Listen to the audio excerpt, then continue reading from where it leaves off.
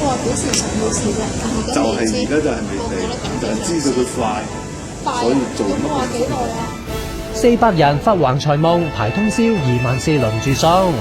將近到上市前2個月，佢就會停招嘅，即係話呢個機會你想過就冇。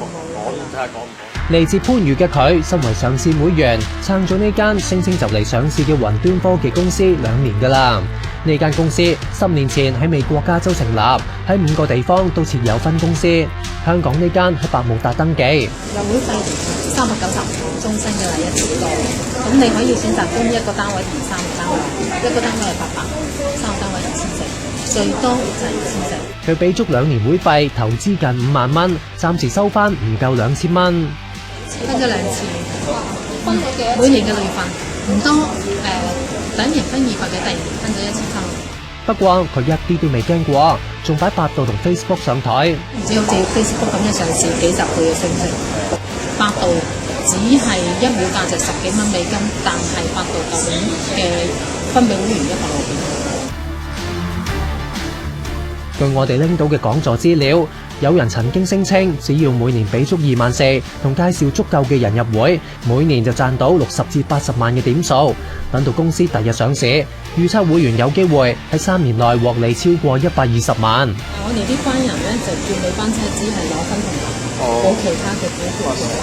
分紅咧，佢會將公司嘅產品啊、網站嘅盈利咧50%攞出嚟俾啲責任分。由於必須要到香港嘅分公司登記做會員，加埋盛傳趕喺10月入會，上市之後就可以分多9000蚊。有近400個內地人不惜瞓街通宵排隊，等到尋日朝8點拎住籌去到都會海逸酒店宴會廳搞入會手續，同拎會員申請書。你投資了多少錢啊？一年有不止2萬4，2萬4。但係計每人俾24000蚊入會費，公司尋日已經收咗960萬會費。但係申請表列明，會員嘅年費只係雲端服務嘅月費，參加者仲要簽署確認書，唔係以投資為目的。我哋有上過佢哋喺紅磡嘅 office。但係你公司係咪申請緊上市嗰啲啊？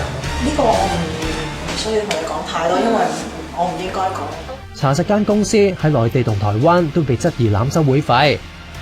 金撈尖就話，就算公司真係等緊港交所審批上市申請，咁做都算係偷步。佢就質疑呢種經營手法類似集體投資，證監會應該調查有冇人犯法啦。預約堂重組 CS4 出咗堂啦，日日 keep 住食。